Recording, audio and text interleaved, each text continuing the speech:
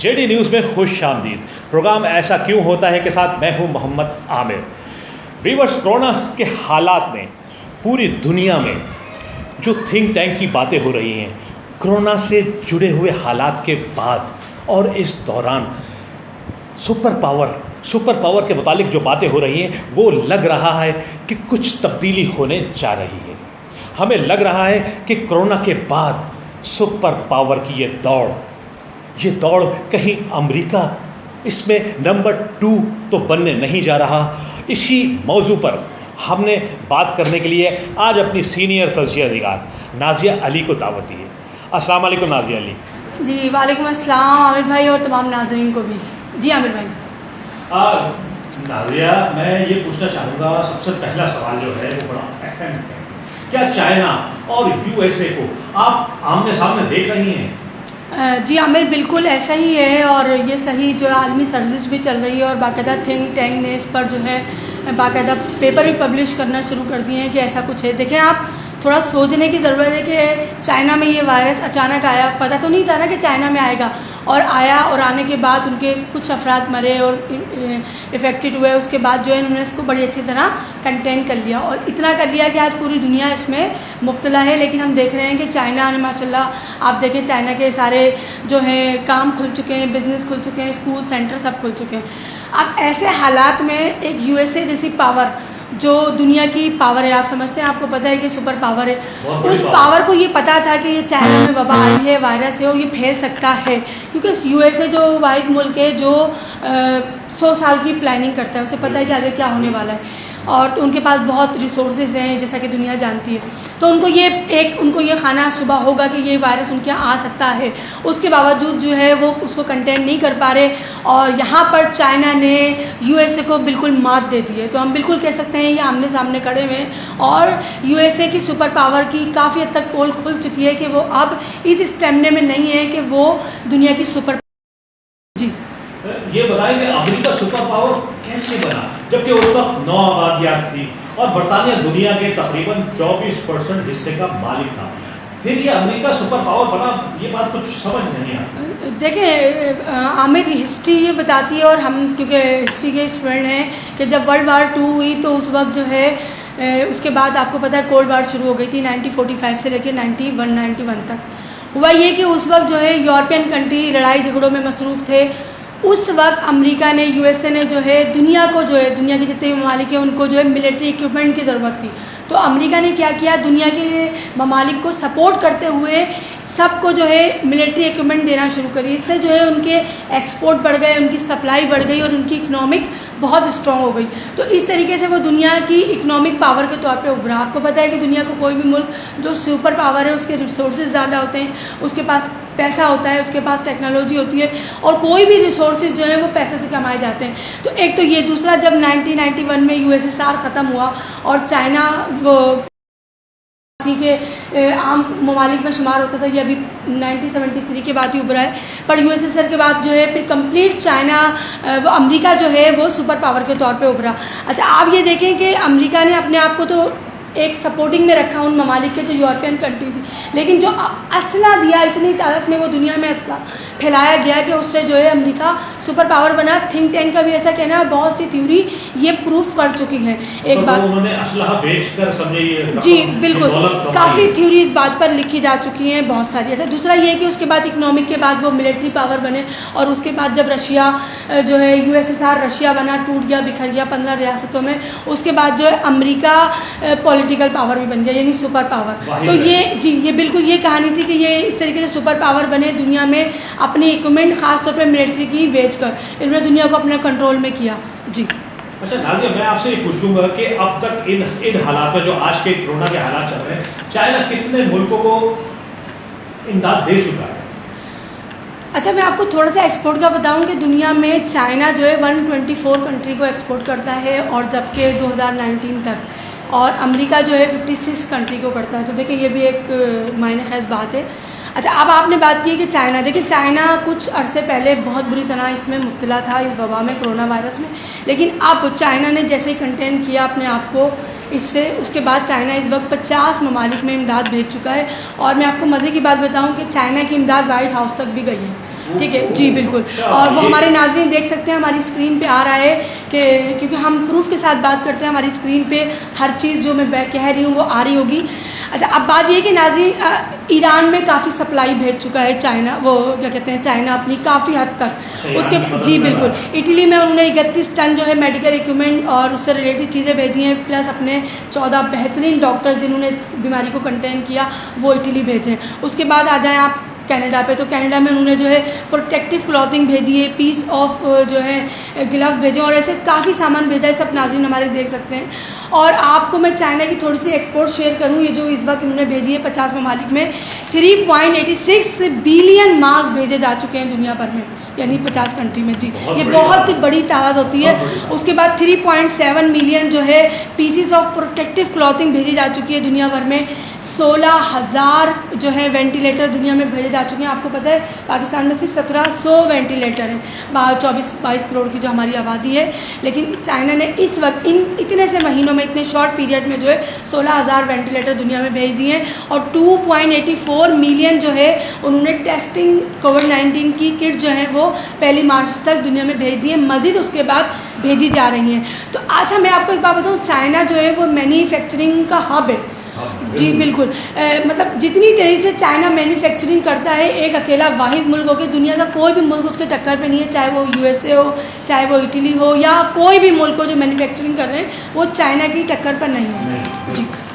अच्छा, मैं एक सवाल जो करना चाहता हूँ, मुझे और जितना मैं मकसद मालूमात हासिल करना चाहता हूँ, मुझे यकीन है व्यूअर्स कि आप भी इतना ही शौक से इस सवाल का जवाब सुनना चाहेंगे। नाज़रीन, आप ये बताएंगे क्या सुपर पावर के हवाले से क्या पावर अब शिफ्ट होने जा रही है? देखिए आमिर, हाँ, क्योंकि हम मुसलमान हैं और हम इस बात पे यकीन रखते हैं कि सुपर पावर जो अल्लाह की ज़ात है, ठीक है, अल्लाह की ज़ात ही है और इंशाल्लाह रहेगी।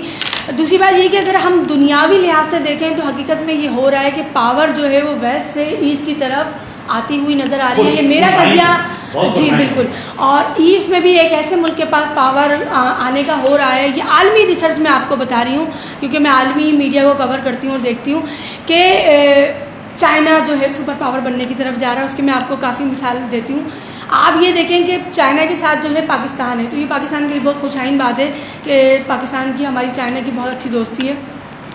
अच्छा, मैं आपको बताऊँ अभी ये वेस्ट से ईस्ट में कैसे पावर आ रही है। देखें, मज़े की बात देखें कि वर्ल्ड वार 2 के बाद अमेरिका ने दुनिया में असला बेचा और असला बेचने के बाद वो इकनॉमिक स्ट्रॉन्ग पावर बना और वो उसको सुपर पावर की तरफ ले गए। लेकिन अब यहाँ पे कोरोना वायरस की वजह से जो वबा फैली है, इसमें जो है चाइना दुनिया को इक्विपमेंट दे रहा है, किस चीज़ के मेडिकल फैसिलिटीज़ दे रहा है, मेडिकल सामान दे रहा है, तो उसमें जो है वो सुपर पावर की तरफ जा रहा है। क्योंकि आप ये सोचें कि अभी दुनिया जो है वो ग्लोबल ऑर्डर चेंज इस तरह कर रही है कि चाइना ने इस वक्त, जैसे आपने सुना होगा रोड बेल्ट, इसके जो उन्होंने शुरू किया था कि पूरी दुनिया में एक रोड का जाल बिछा रहे हैं, इसी तरीके से चाइना ने अब एक डिसीजन लिया है शी जिनपिंग ने कि हेल्थ केयर लीडिंग रोड बना रहे हैं वो एक, कि वो दुनिया के तमाम मुल्कों को जो इस वबा से निकालेंगे और वो उनकी मदद करेंगे। तो ये बहुत बड़ी बात है। और जबकि सुपर पावर जो है उनके यहाँ जो है इतनी डेथ हो चुकी है और एक दायरा होता है दुनिया का ना, उसके अंदर सुपर पावर बैठी हुई है। तो आलमी रिसर्च ये बता रही है और माहिरीन ऐसा कह रहे हैं थिंक टैंक के, उस दायरे में अमेरिका आहिस्ता आहिस्ता निकलता हुआ नज़र आ रहा है और चाइना उसमें इंटर होता हुआ नज़र आ रहा है। क्योंकि सुपर पावर होने के बावजूद तो इस वक्त चाइना नहीं बल्कि यूएसए को दुनिया की मदद करनी चाहिए थी, लेकिन क्योंकि वो अपनी ही मदद नहीं कर पा रहे, अपने ही लोगों को इस बीमारी को जी कंटेन नहीं कर पा रहे, तो ये सारी चीज़ें जो हैं वो आलमी रिसर्च बनकर इस तौर पर सामने आ रही हैं कि China is coming toward this side. ये कोरोना इसका मतलब है कि गेम चेंजर के तौर पर जो है ना वो दुनिया अल्लाह का निज़ाम है, ये बिल्कुल अल्लाह का निज़ाम है और अल्लाह शायद ऐसा चाहता है, बेशक तो ऐसा होता हो नजर आ रहा है। आप इस वक्त आप यूएसए की हालत क्या देख रही हैं और क्या वो चाइना को इन हालात में बीट कर पाएगा? अब देखें मेरे 2017 में ट्रम्प को बोलने की तो बहुत आदत है, आपको पता है गैर ज़रूरी कुछ भी बोल जाते हैं। खैर उनके लोग उन्हें लाए हैं, उसका कोई मकसद होगा, शायद अमेरिका को डुबाना ही उसका मकसद होगा। 2017 में डोनाल्ड ट्रम्प ने एक स्पीच की थी, अनाउंसमेंट की थी पूरी दुनिया में कि सिक्योरिटी के हवाले से कंपटीशन की ज़रूरत है दुनिया को। तो क्योंकि उस वक्त अमेरिका 2016-17 में ये जानता था कि उनके कंपटीशन पे कोई खड़ा नहीं होगा, ठीक है। तो अगर हम अभी उस कंपटीशन और यूएसए में डोनाल्ड ट्रंप जो सदर है वहाँ के, उनकी इस बात को लें तो हमें तो ये नज़र आ रहा है कि अमेरिका रेडी ही नहीं है सिक्योरिटी के लिए, क्योंकि आप देखें कि अगले 2 क्वार्टर में अमेरिका रिसेशन में जाने वाला है। रिसेशन मतलब बहुत बड़ी तबाही। 2008 में एक तबाही आई थी, अमेरिका उसमें भी रिसेशन में गया, लेकिन इतना नहीं गया जो अब 2 क्वार्टर में जाने वाला है, एक बात। दूसरी बात आप देखें, चाइना पूरी तरह इस वबा को कंटेन करके खुल चुका है, और सुपर पावर जो अमेरिका है वो बिल्कुल लॉकडाउन है। वो अपनी डेथ को कवर नहीं कर पा रहे, वो अपनी बीमारी को कवर नहीं कर पा रहे। इतनी अनगिनत अनकाउंटेबल उनके यहाँ डेथ हो रही है, और ख़ुद ट्रम्प का कहना है कि 2 लाख तक भी जा सकती हैं, 10 लाख तक ये विक्टिमाइजेशन जा सकती है। तो आप सोचें कि इस वक्त यूएसए कहाँ खड़ा है। यूएसए इनसे बहुत बदहाली है। मीडिया पर कुछ वीडियोस देखी हैं अमेरिका की, यकीन जाने वहाँ जिस तरह मरने वालों को रखा जा रहा है, मतलब वो एक खौफनाक शक्ल है। ये देखिए, ये अल्लाह है। देखिए, मैं आपको छोटा सा यहाँ पे बताऊँ कि आप देखें, जब कश्मीर को लॉकडाउन किया, आज दुनिया लॉकडाउन है। आप थोड़ा समझें, अल्लाह ताला ना कुछ दिखा रहा है, लेकिन हम देख नहीं रहे कि अल्लाह, जब लॉकडाउन हुआ सुपर पावर थी, यूनाइटेड नेशन उनके पास था, और क्या कहते हैं, तमाम जितनी एजेंसीज दुनिया में काम कर रही हैं सब यूनाइटेड नेशन के अंडर में, और वो सुपर पावर से रिलेटेड है। लेकिन अक़वाम मुत्तहिदा ने, किसी ने, या यूएसए ने कोई कदम कश्मीर पे नहीं उठाया, और वो कितने दिनों से लॉकडाउन है। तो देखिए, अल्लाह ने पूरी दुनिया को लॉकडाउन कर दिया। हो सकता है कि अल्लाह ताला को कश्मीरियों की कोई पुकार जो है वो अल्लाह, क्योंकि अल्लाह का भी एक निज़ाम है। तो ये आप सही कह रहे हैं कि यूएसए बुरी तरह तबाह होता हुआ नजर आ रहा है। मजलूम की आह जो है ना, जी बिल्कुल ऐसा ही है। दरमियान कोई चीज़ नहीं होती, अल्लाह और उस मजलूम की आह होती है। तो शायद ऐसा ही हुआ। नादिया, मैं आखिर में आपसे एक सवाल करूंगा, और अपने व्यूअर्स के लिए एक खुशखबरी वाली बात मुझे लगती है। आप ये बताइए कि पाकिस्तान का क्या फ़ायदा होगा कि अगर चाइना सुपर पावर बन जाता है? देखिए, आपने वो मिसाल तो सुनी होगी कि आईजी का ड्राइवर आधा ड्राइवर, समझ रहे हैं ना। तो देखें, पाकिस्तान की जो मिसाल है वो ये है कि पाकिस्तान इंशाल्लाह अगर चाइना सुपर पावर बनता है तो ये पाकिस्तान के लिए बहुत खुशाइन है। एक तो हमारे मुल्क में जो है लोगों को एहतियात की ज़रूरत है, परेशान होने की ज़रूरत नहीं, क्योंकि चाइना हमारे साथ खड़ा हुआ है हर तरीके से सपोर्टिंग। दूसरी बात ये है कि मैं आपको बताऊँ, शी जिनपिंग जो है वो इमरान खान को बतौर लीडर बहुत पसंद करते हैं, बहुत। तो ये बहुत खुशाइन बात है कि हमारे जो मुल्क के लीडर हैं उनको उस जगह पसंद किया जाता है जो मुल्क सुपर पावर की तरफ बढ़ रहा है। हाँ जी बिल्कुल, हमारी फ़ौज को भी चाइना में बहुत पसंद किया जाता है। तीसरी बात ये है कि देखिए, इस वक्त बहुत अच्छी खुशहाली है, लेकिन अगर हमारे मुल्क में इस वबा को कंटेन यानी कंट्रोल करने के बाद तालीम पे तवज्जो दी जाएगी तो फिर हम चाइना के साथ बाकायदा कदम मिला के आगे चल सकते हैं, क्योंकि चाइना बहुत आगे है, उनकी टेक्नोलॉजी बहुत फास्ट है। और मैं हमेशा ये बात कहती हूँ कि हमें तालीम पर बहुत ज़्यादा काम करने की ज़रूरत है। तो हमें इस पॉलिसी को भी मद्देनज़र रखना चाहिए, हमारी हुकूमत को, हमारी गवर्नमेंट मशीनरी को, कि वो तालीम के मैदान में आगे बढ़े, ताकि चाइना जब हमें हमारा हेल्प कर रहा हो तो हम उनके शाना बचाना करें।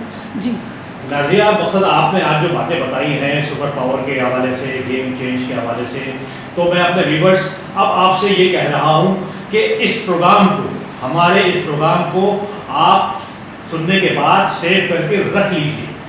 जब कोरोना ख़त्म होगा तो उस वक्त आपको हमारे इस प्रोग्राम की अहमियत मालूम होगी कि आया गेम चेंज क्या हुआ है।